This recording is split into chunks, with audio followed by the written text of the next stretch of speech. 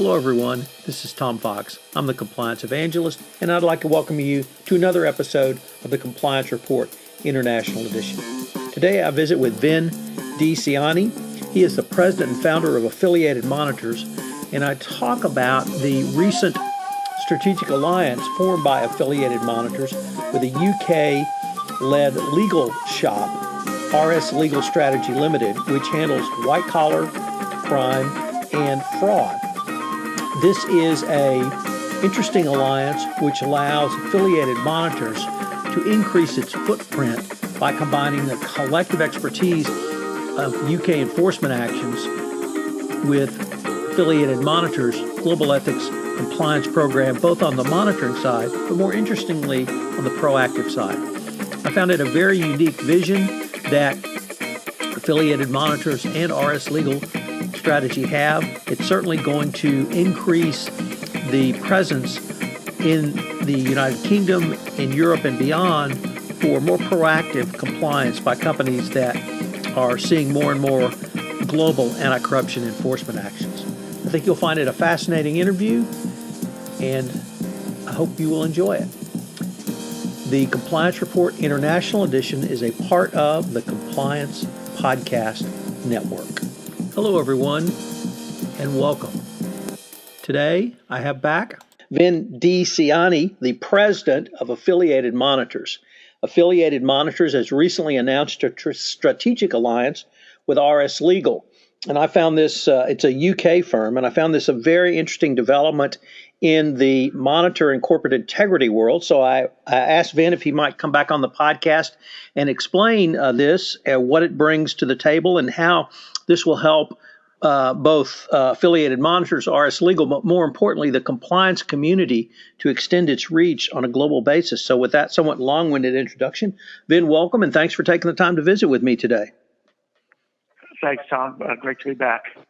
So, Vin, this week, or on October 6th, I saw a press release which said that Affiliated Monitors had formed a strategic alliance with RS Legal Strategy Limited, a UK QC-led legal one-stop shop for white-collar crime and fraud boutique. And I was wondering, for the members of our audience who are not familiar with RS Legal, what they do, and how then the strategic alliance is going to work with Affiliated Monitors.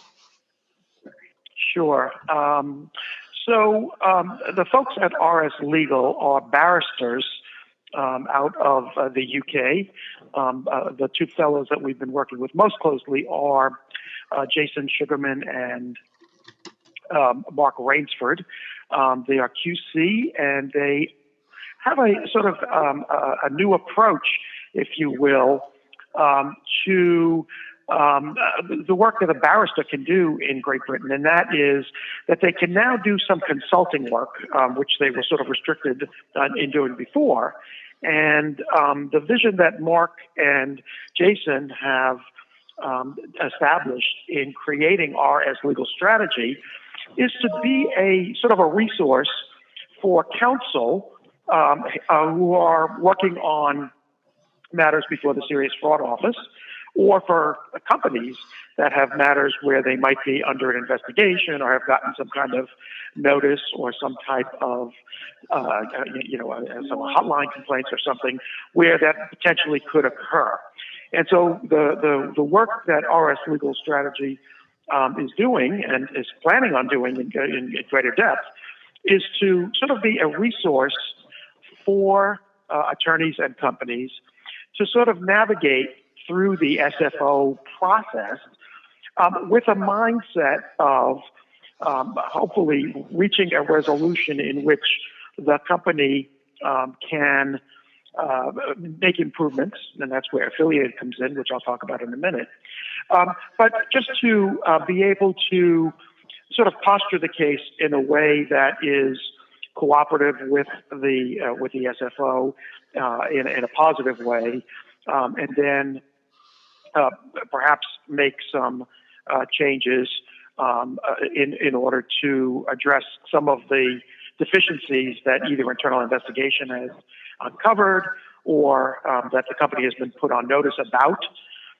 in a way that it's very different thinking, and it's sort of what's going on now in the U.S. with DOJ, where companies can come in and demonstrate, that they've taken some effective corrective action, so as to avoid a deferred prosecution agreement, or if appropriate, to enter into a deferred prosecution agreement as opposed to a full-blown prosecution.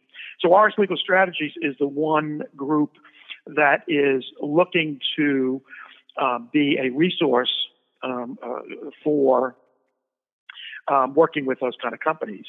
The link with Affiliated is, and this is coming from Mark and Jason at RS Legal Strategy, is to use Affiliated's work as a consultant in ethics and compliance programs and assessment of programs that we've talked with you about previously, as an arm or a part of this corrective action plan, so that the company, through a third party, an independent, can put together an action plan, including maybe improvements or maybe a deeper assessment of their compliance and ethics program and their culture and what have you, as a full package. So you then bring that to the SFO or other agencies or even DOJ, where you now have a well-established process or program, if you will, for improvement. Through, again, for us, that the changes that they're making are real and they're effective, and they'll be ongoing. So that's sort of the connection. So then one of the things that intrigued me about this strategic alliance is we've seen really over the past 18 months an uptick in monitors for companies headquartered outside of the United States. Certainly in the VimpelCom case, we did not see one in Telia, but we see the Department of Justice placing monitors on companies outside the United States. Does this new development or this continued development really, and then now overlaid with the strategic alliance by Affiliated Monitors and RS Legal, give you the opportunity to maybe expand your monitor reach outside the United States as well? It very much does. Again, that for us as Affiliated, we are seeing much more activity on the international side of things, and I think you're spot on when you say that's occurring. And that's, not just DOJ looking at companies outside of the U.S., but I think, through the SFO, they are looking at companies that have greater reach outside of Great Britain, and they might be companies doing work in Great Britain or aligned or what have you. And so for Affiliated, to have a team of folks from Great Britain, including, as I said, Mark and Jason.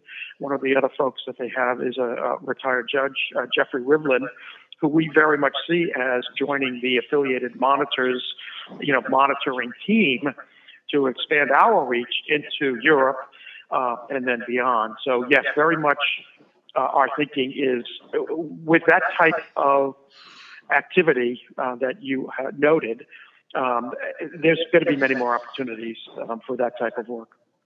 So I'm certainly aware of Affiliated's role as corporate monitors. I'm certainly aware of your role in proactive compliance. I'm not as aware of the role that Affiliated might have based upon your and Eric's sort of background before you guys got together in Affiliated. But you both did investigations for the government, if I recall correctly. And if so, does that sort of experience that you guys bring to the table really lend itself to the type of work that I see RS Legal does in terms of overall business and or financial crime? It very much does. When we started Affiliated 15 years ago, it came from some of my experience that I had as an assistant attorney general in Massachusetts. Eric bringing his experience as an IG in investigations on the financial side of things or on the sort of fraud in procurement and or false claims area. Don Stern from Affiliated certainly has a wealth of experience in government investigations. And then Rod Brandon, who joined us from the Suspension and Debarment Office of the Air Force. We all have that type of experience. That type of experience is very similar to what Mark Rainsford and Jason Sugarman have in their experience as barristers handling, UK bribery cases or other serious fraud matters before the SFO. That type of government experience is very significant in understanding, what the government is looking for in terms of the steps that a company can take to perhaps rectify problems that have occurred in companies, but more importantly, in just addressing some of the behaviors that led to the problems, that they're now confronted with. For example, a lot of times what we see in cases in the U.S. and now internationally is just sometimes it's bad controls. Sometimes they just don't have good FCPA controls in place, or they have really good FCPA controls in place, but they're not very effective, in the ground or on the ground rather, or in the field. So the experience that we have at Affiliated and now with the RS Legal Strategy folks is to be able to develop an understanding of, number one, are the controls effective? Number two, are they actually being, used by companies?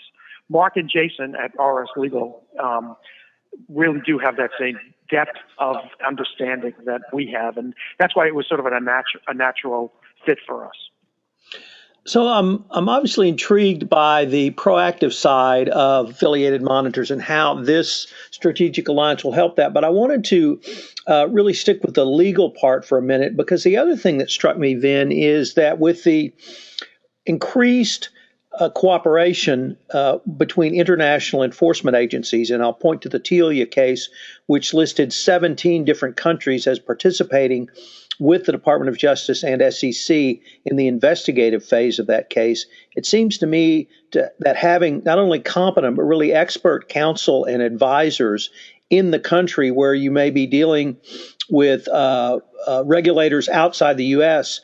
is going to be a critical step going forward, and that affiliated monitors through this strategic alliance could bring that type of expertise to a client where if a company was subject to the Serious Fraud Office, or subject to the Bribery Act and the SFO was investigating, you could have appropriate counsel in London. Certainly here in the United States, affiliated monitors could work with whatever regulators might be looking at a company from DOJ, SEC, DOD, or you name the alphabet agency. And it seems like to me that you really expanded that type of footprint as well. Very much so. And again, that was the vision that we had when we decided to link up. There was an event out in London this week, which was the ABA White Collar International Group met, and some of the speakers were from DOJ and from the SFO, and it's just very interesting. One of my colleagues, Don Stern, was there, and Mark and Jason participated as well. Don was on one of the panels, and the conversation I'm hearing from them is this sort of conundrum that you've identified, and that is, a matter is brought in the U.S. against the company from the U.K. or from France or somewhere else. And so the Department of Justice is taking action, but the SFO in London might be looking at it, or the Justice the Division in France might also be looking at it. And the sort of the quandary is, you might resolve the matter with DOJ, but it doesn't necessarily resolve the other matters that are percolating out there. And I think, from David Green's speaking there this week, you get the sense that there is a level of cooperation between the SFO and DOJ that is very strong. And I think that that bodes very well for what you just described as to what we're trying to do. I think it's still going to take some time for other, officials in other countries to sort of develop that type of relationship and trust, between the agencies in terms of the level of investigation and or, what they're actually looking at and trying to resolve things. But, a global resolution of a matter really serves everybody, as opposed to having, a DOJ matter get resolved and then you've got still an open action in 6 other countries.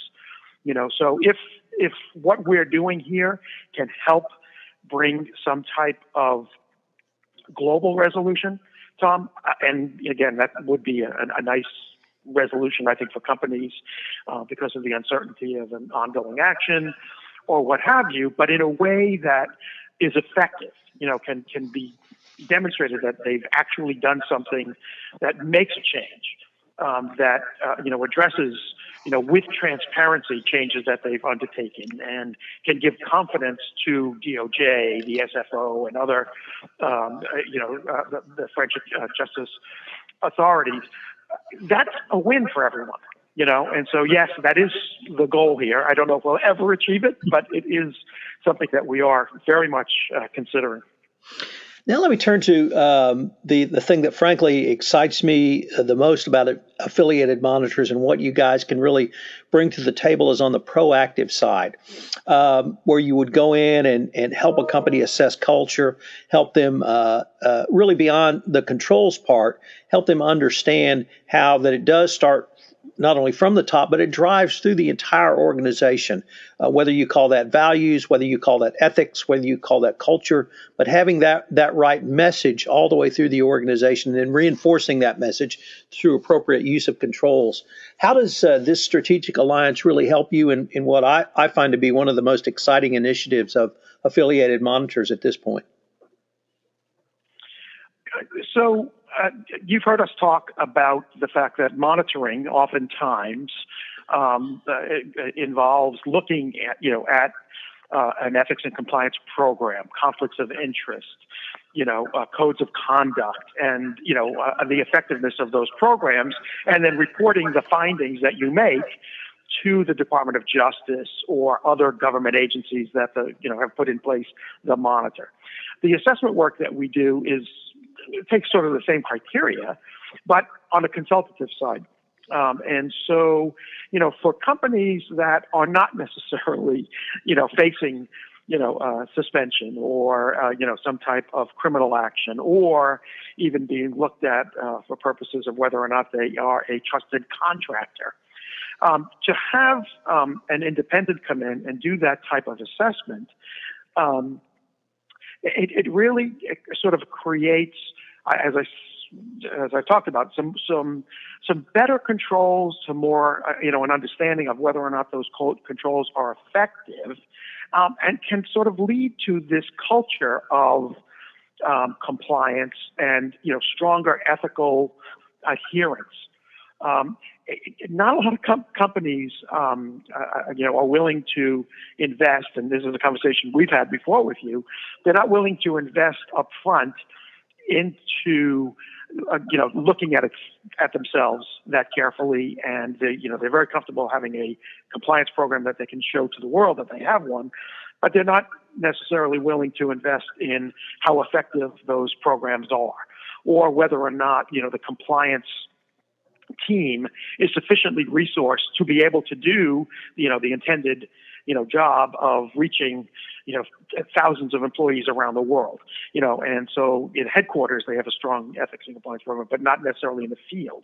What we're trying to do here through this sort of consulting kind of effort is to encourage companies to take that step, because in the end, it's going to save the company, significant heartache, and dollar and reputational, damage that can occur, and those kinds of things. We're all very familiar with what's going on now with, in New York with Weinstein, right? That type of behavior and that goes on. It's very much cultural. So yes, it's individual behavior, but it's cultural. And to have a company where people are not afraid to speak up, not afraid to say something because they're going to be retaliated against, and to have an effective, compliance team that will take those matters seriously and be able to address them. That's something that's hard to get companies to do. I think by the effort that we're making, and with RS Legal Strategies, that's really our goal, is to get companies to actually take that initiative up front rather than waiting, for the shoe to drop. I'm really glad you brought up the Harvey Weinstein case, because I think compliance professionals have woken up today, or perhaps maybe even yesterday, to realize sexual harassment is compliance, and that it's all compliance, and it's all ethical culture, and it's all values.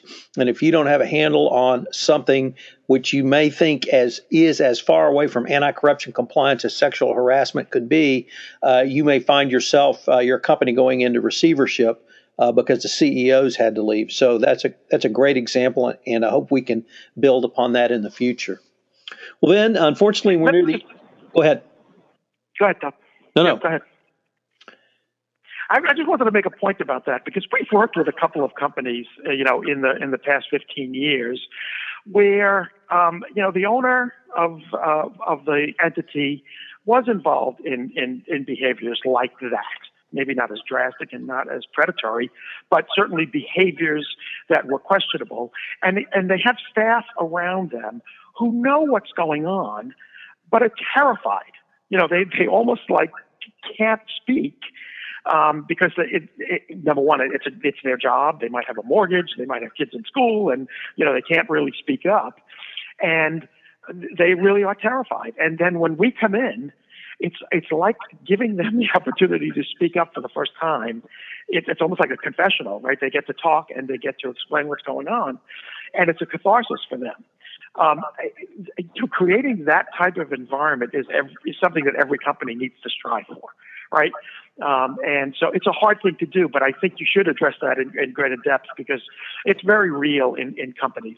Sometimes, we talk, always about corruption and those kinds of things. But, for many people on the ground, it's what they immediately see. And that may be something in terms of harassment or improper behaviors that really affect them more, directly than at the top where there might be corruption. So it's a really good topic for you to consider. Well, Ben, unfortunately, we're near the end of our time, but this has been a really fascinating interview, and I really look forward to seeing what both Affiliated Monitors and RS Legal can do going forward. I've been visiting with Vin Ciani, I'm the president and founder of Affiliated Monitors, about the very exciting announcement of the strategic alliance formed by Affiliated Monitors with RS Legal Strategy Limited in the United Kingdom. Vin, thanks very much, and I look forward to continuing the conversation. Hello, everyone. This is Tom Fox again. Thank you again for listening to this episode of the Compliance Report International Edition. If you would like more information, please take a look at the Affiliated Monitors website, affiliatedmonitors.com. If you have listened to this podcast on iTunes, please rate our podcast, as it would help in our rankings and also help get the word out about the only compliance-related podcast that takes a look at international issues or those outside the United States. I hope you've enjoyed this episode of the Compliance Report International Edition, and I hope you'll join me again next week for another episode. The Compliance Report International Edition is a part of the Compliance Podcast Network.